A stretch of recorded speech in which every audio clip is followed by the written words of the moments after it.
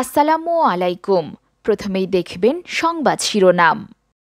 OC প্রদীপের স্ত্রীর আত্মসমর্পণ, কারাগারে পাঠানোর আদেশ। ফখরুল সাহেব, চিৎকার চেঁচামেচি করে লাভ নেই, বললেন ওবায়দুল কাদের। ওয়ার্ড আওয়ামী লীগ সভাপতির আলমারিতে ২,২৩৫ ইয়াবা, ৮টি চোরাই মোবাইল। প্রধানমন্ত্রী নার্ভাস হয়ে গেছেন, বললেন মির্জা ফখরুল। প্রধানমন্ত্রীর বক্তব্য অ্যাটেম্পট টু মার্ডার, বললেন রিজভী। এবার দেখুন বিস্তারিত। ওসি প্রদীপের স্ত্রীর আত্মসমর্পণ, কারাগারে পাঠানোর আদেশ। আদালতে আত্মসমর্পণ করেছেন টেকনাফ মডেল থানার বরখাস্ত হওয়া ওসি প্রদীপ কুমার দাসের স্ত্রী চুমকি কারণ। সকালে চট্টগ্রাম বিভাগীয় বিশেষ জজ মুন্সি আব্দুল মজিদের আদালতে আত্মসমর্পণ করে জামিন চান তিনি। শুনানি শেষে বিচারক তার আবেদন নামঞ্জুর করে তাকে কারাগারে পাঠানোর আদেশ দেন। বিষয়টি জাগো নিউজকে নিশ্চিত করেছেন দুর্নীতি দমন কমিশন দুদক আইনজীবী মাহমুদুল হকের সহকারী অ্যাডভোকেট সাকিব। এছাড়া এদিন মামলার তদন্ত কর্মকর্তা দুদক চট্টগ্রামের সহকারী পরিচালক রিয়াজউদ্দিন আদালতে সাক্ষ্য দিয়েছেন। দুপুর 12:30টায় আদালতে তদন্ত কর্মকর্তাকে আইনজীবীরা জেরা করেন বলে জানিয়েছেন অ্যাডভোকেট সাকিব। আদালত সূত্রে জানা গেছে, 2020 সালের 23 আগস্ট দুদক কর্মকর্তা রিয়াজউদ্দিন বাদী হয়ে মামলাটি করেন।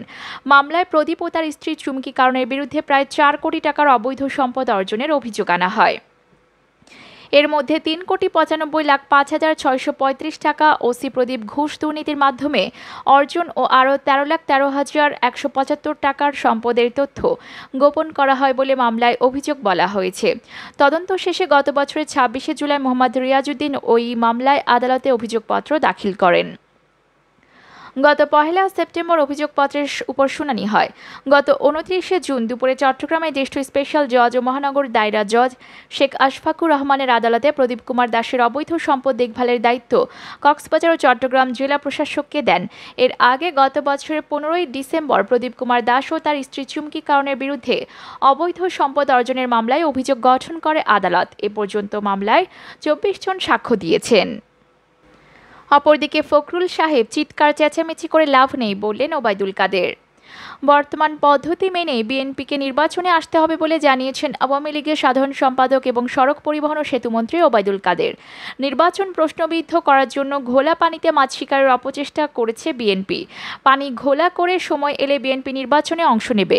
নিয়মের বাইরে অন্য কোনো পথ নেই, বিএনপিকে নিয়ম মেনে নির্বাচনে আসতে হবে।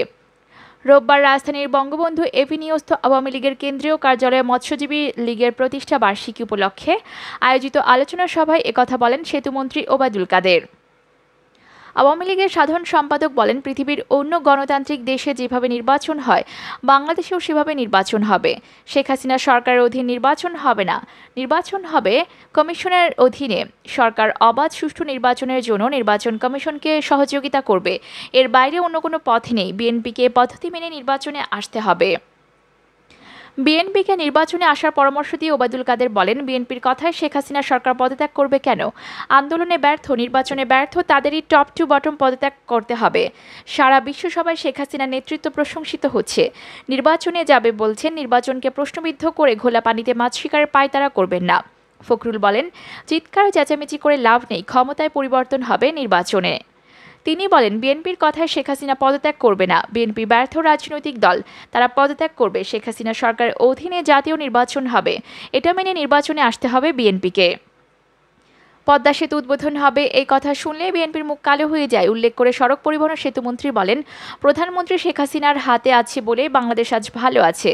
শেখ হাসিনার জন্যই পথ হারায়নি বাংলাদেশ। শেখ হাসিনা থাকলে বাংলাদেশের উন্নয়ন হবে। শেখ হাসিনা থাকলে আমরা থাকব। মৎস্যজীবী লীগের সভাপতি সাইদুর রহমানের সভাপতিত্বে আরও অনেকে সেখানে উপস্থিত ছিলেন। অপরদিকে ওয়ার্ড আওয়ামী লীগ সভাপতির আলমারিতে 2,235টি ইয়াবা, 8টি চোরাই মোবাইল।